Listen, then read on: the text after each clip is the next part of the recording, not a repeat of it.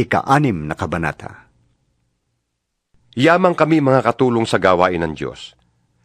Nakikiusap kami sa inyo na huwag ninyong sayangin ang pagkakataong ibinibigay sa inyo ng Diyos. Sapagkat sinasabi niya, sa kaukulang panahon ay pinakinggan kita. Sa araw ng pagliligtas, sinaklolohan kita. Ito na ang panahong nararapat. Ngayon na ang araw ng pagliligtas. Iniwasan naming makagawa ng anumang ipagdaramdam ni numan upang hindi mapulaan ang aming paglilingkod.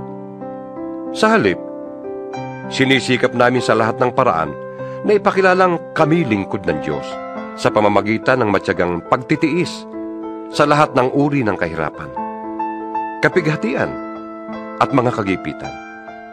Kami hinagupit, ibinilanggo at binugbog. Naranasan namin ang magtrabaho ng labis, ang di matulog magdamag, ang di kumain ng ilang araw. Namuhay kami ng malinis, may kaalaman, pagtitiis at kabutihan, upang ipakilalang kami lingkod ng Diyos sa patnubay ng Espiritu Santo at sa pamamagitan ng aming tapat na pag-ibig. Tapat na pananalita at sa kapangyarihan ng Diyos. Ang pagiging matuwid ang siya naming sandatang panlaban at panangga. Naranasan naming maparangalan at siraan ng puri, ang laitin at papurihan. Kami itinuring na sinungaling, gayong totoo naman ang aming sinasabi. Itinuturing na di kilala, gayong kami kilalang kilala. Itinuturing na mamamatay na, ngunit buhay naman. Pinaparusahan kami, subalit hindi kami namamatay. Inari kaming hapis na hapis, ngunit laging nagagala. Mukhang naghihirap, ngunit pinapayaman namin ng marami. Parang walang-wala, ngunit sagana sa lahat ng bagay. Tapatan ang pagsasalita namin sa inyo, mga taga-Korinto. Ipinakita namin ang aming pag-ibig sa inyo. Hindi namin isinara ang aming puso sa inyo.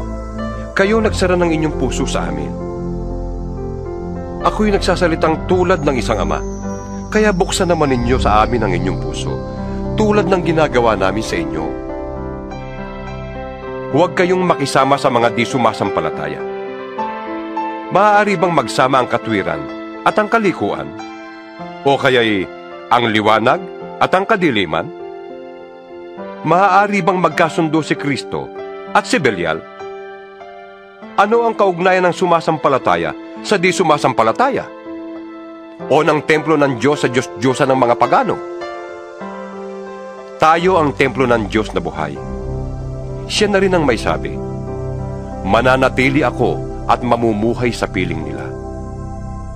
Ako ang magiging Diyos nila, at sila'y magiging bayang ko.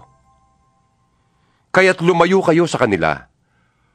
Humiwalay kayo sa kanila, sabi ng Panginoon.